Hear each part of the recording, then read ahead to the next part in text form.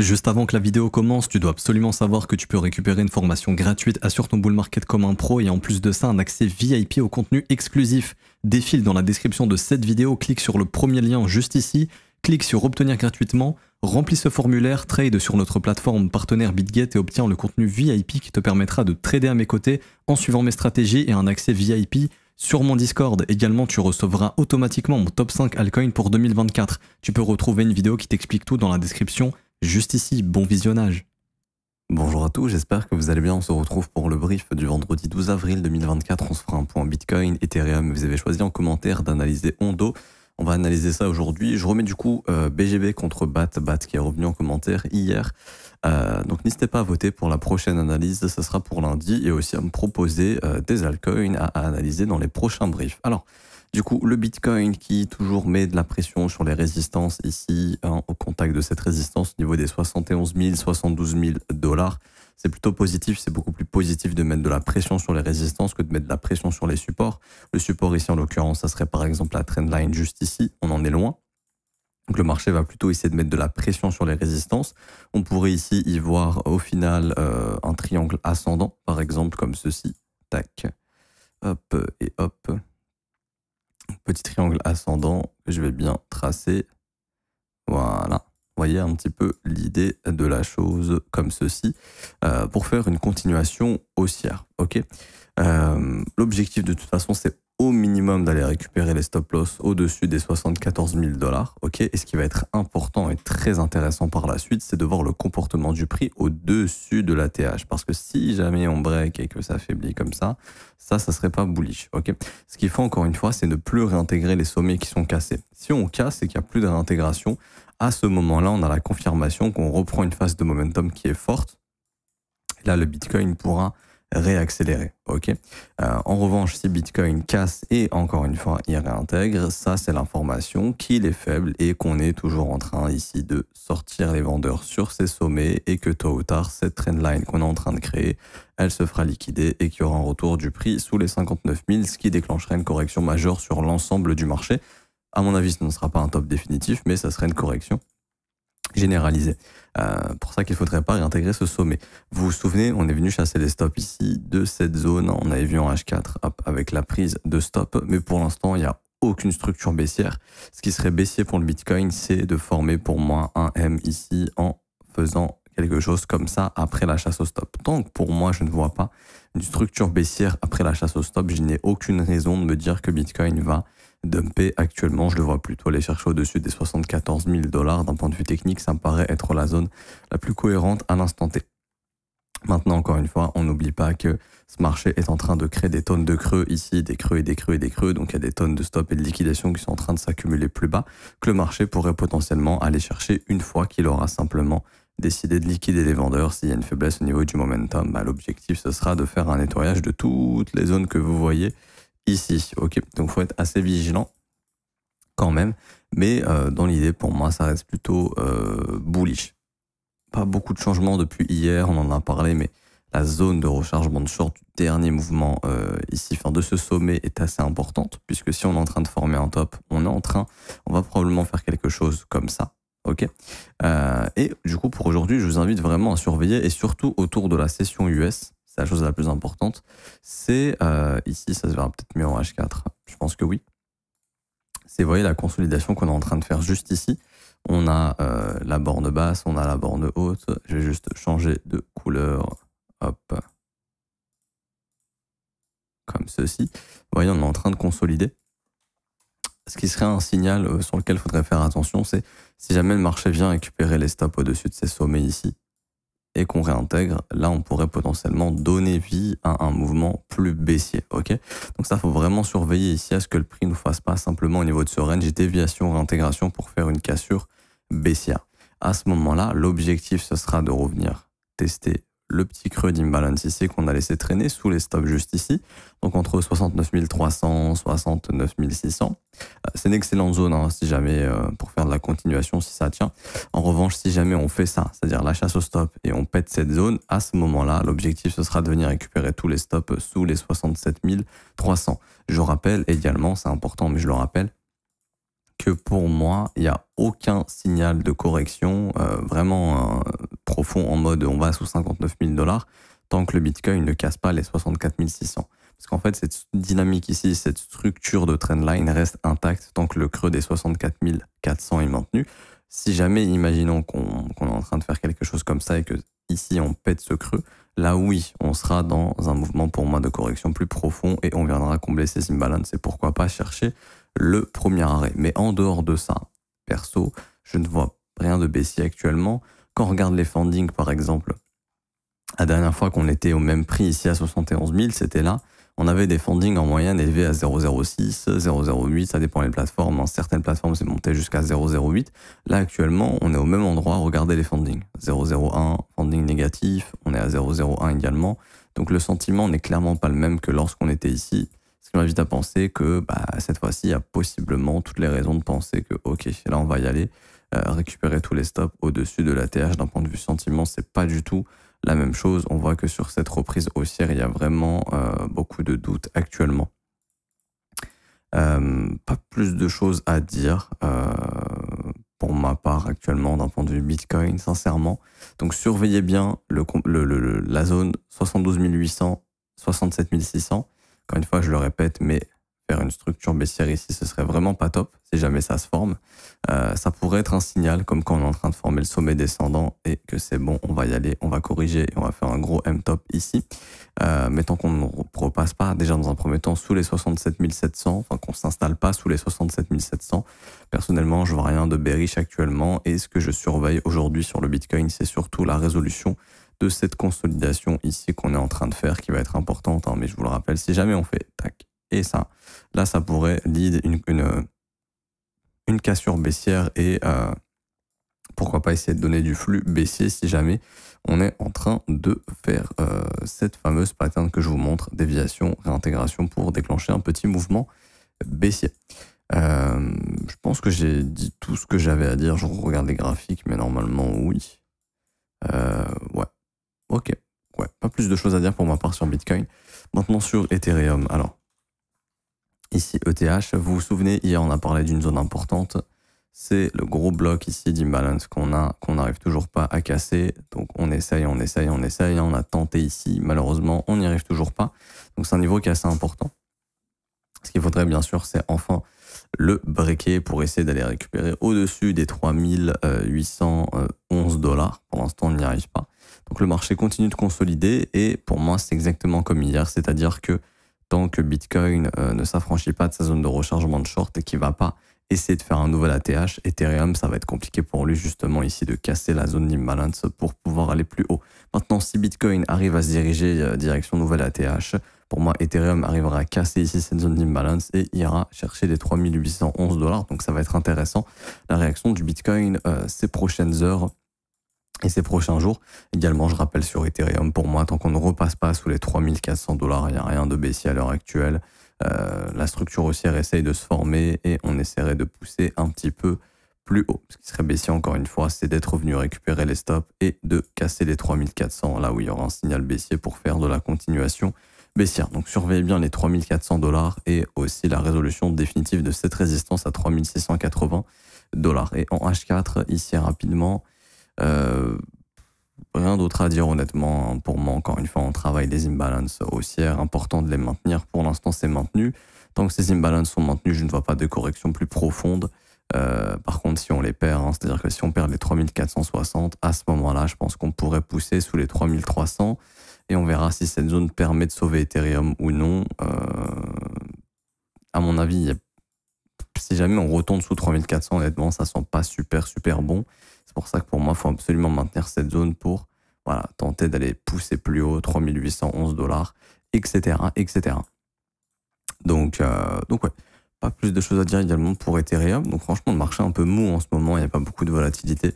Ça bouge pas énormément et il n'y a pas forcément beaucoup de choses à dire. Je vois pas nécessairement beaucoup de choses intéressantes pour l'instant. Je regarde, mais il n'y a pas énormément de choses intéressantes sur ETH. Et du coup, pour finir, Ondo. Alors, Ondo, ce qu'on regarde déjà premièrement, c'est la tokenomics. Ok, je vous ai fait une vidéo là-dessus pour lire la tokenomics et savoir le faire correctement. Je vais le faire sur Ondo si je peux. Hop.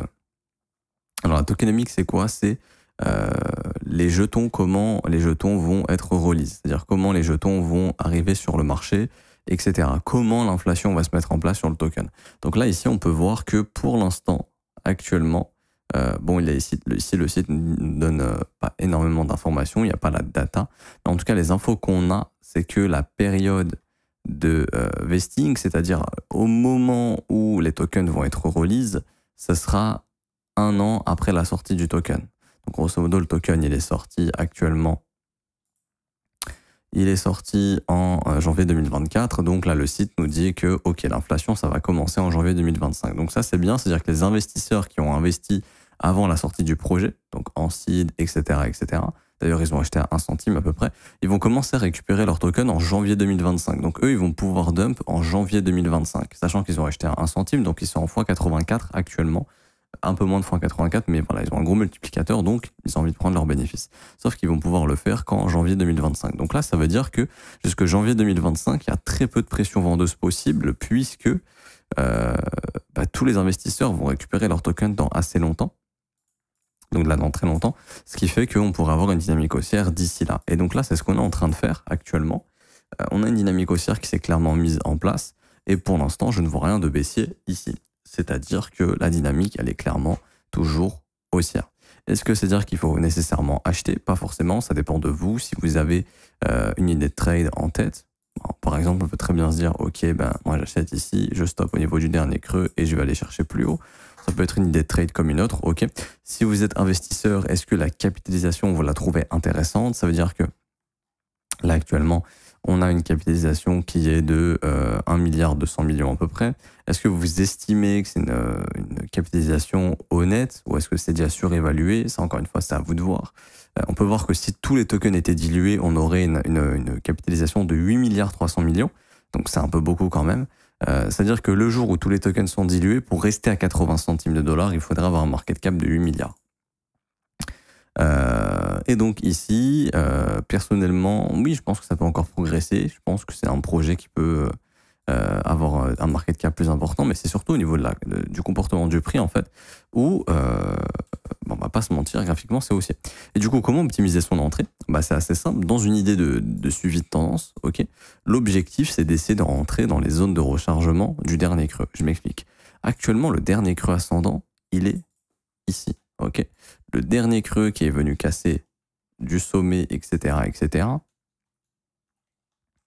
Ici, hop, on a eu la cassure de sommet. On a aussi ici de la cassure de sommet, mais ce sont des petits sommets. Moi, je vous parle vraiment d'une bonne conso, une impulsion haussière. C'est ici. Du coup, ce que je fais, c'est que je prends mon FIB, juste ici, et je localise ma zone de rechargement. Et donc, dans une idée de mouvement haussier, tout simplement, de suivi de tendance et de la dynamique du prix, il y aurait une excellente zone à acheter entre 53 centimes et 64 centimes si jamais on y revient. Ce qui est bien également, c'est que ça correspond au stop loss là, qui sont en train de s'accumuler juste ici. Okay. Donc si jamais le marché est en train de perdre la précédente impulsion haussière qui est juste là, qui est la création de cette imbalance juste ici, qu'on n'est pas en train de perdre actuellement, donc on pourrait très bien faire de la continuation maintenant. Mais si jamais on perd cette zone, il y aura une zone très professionnelle pour entrer entre 53 centimes et 63 centimes, pour bien se positionner tout simplement ici pour faire un suivi de la dynamique du prix. Sachant que là, on est en train de le voir, mais si je passe en H4, on voit qu'on commence à avoir une faiblesse au niveau du prix ici. C'est-à-dire, le marché est en train de réintégrer les sommets qu'il breakout ici. Range, déviation, réintégration, cassure dans l'autre sens. Bien évidemment, ce qui serait positif, là, c'est la même consolidation qu'on a là, de vraiment la casser au nord, et donc là, il y aurait une poursuite haussière. En revanche, si on refait pareil, c'est-à-dire, je refais déviation, réintégration, là, ça nous ramènera dans cette zone de prix ici, et là, on aurait vraiment une zone intéressante pour être acheteur. Ce serait vraiment très, très intéressant, parce que les zones de rechargement de creux ascendant sont très, très intéressantes. Okay. L'objectif également, c'est d'essayer de se positionner sur un asset qui est plat. C'est-à-dire que Ondo, par exemple, c'était plus intéressant de le choper ici, lorsqu'on était en train d'avoir les breakouts vers les 31 centimes, que d'essayer de se positionner lorsque le mouvement est déjà vertical. Maintenant, le mouvement n'est pas très vertical. Là, c'est plutôt du suivi de tendance. Okay. Et également, on sait que cette zone sera très puissante si jamais on y revient, puisque c'est une impulsion avec une bougie vectorielle. Donc en fait, on sait que ici, il y a plus de volume qui a été exécuté que sur les sessions précédentes et on le voit. Vous voyez ici le pic, on a environ 46 millions de Hondo qui ont été échangés à la journée, alors que la moyenne avant c'était environ 10 millions, donc il y a 4 fois plus de volume ici. Donc on sait que ça va être des zones qui sont assez importantes et qui risquent d'être maintenues puisqu'il y a de gros acheteurs ici qui se sont positionnés. Ok. Donc rien ne vous empêche d'acheter maintenant si vous estimez que voilà, c'est encore un bon prix ou que le projet vous intéresse. Maintenant, d'un point de vue technique, ce qui serait bien, c'est d'aller chercher justement cette zone de rechargement et cette imbalance, ou en tout cas ça serait une entrée très très intéressante. Maintenant le marché peut ne pas y aller. Et concernant les objectifs haussiers, c'est assez compliqué actuellement d'avoir des objectifs, donc du coup comment faire? On va faire tout simplement avec des extensions de fib, ok? C'est-à-dire que là je vais prendre ce mouvement haussier, hop, ce mouvement de retracement, 100% était un objectif, 1,272 était un objectif, ok? Premier objectif ici, je les garde en tête. Ce que je vais faire maintenant, c'est que je prends le dernier creux et puis si jamais on est en train de former déjà un bottom ici et de repartir, à ce moment-là, je vais avoir d'autres objectifs. Et donc, je vais me baser sur les 61,8, donc objectif 1,13 $, ensuite les 100% d'extension, 1,38 $, ensuite les 1,272, donc 1,57 $, et ici, le chiffre d'or, donc 1,618 avec le nombre d'or, 1,618 avec 1,80 $ comme objectif. Ok, l'objectif tout simplement c'est faire de la continuation haussière. Également si jamais on est en train de former actuellement un bottom ici, si jamais on est en train de le former, hein, encore une fois, je dis pas que c'est le cas, mais si on est en train de le faire, on aurait une extension assez facile à atteindre entre 1,26 $ et 1,39 $. Donc ça en fait ce serait des objectifs, tout comme ici, je prends mon sommet, je prends mon creux, on voit que le marché est bien venu chercher 1,61,8 de 100% avant de consolider, de retracer un petit peu. Généralement, le marché va chercher ses objectifs quand il fait un nouvel ATH et un nouveau sommet. C'est les objectifs dont on se sert pour avoir des objectifs haussiers. Donc, j'ai pas plus forcément de choses à dire sur Hondo. Je regarde juste si, par exemple, en logarithmique, on a un canal qui serait en train de se créer. Ça serait intéressant.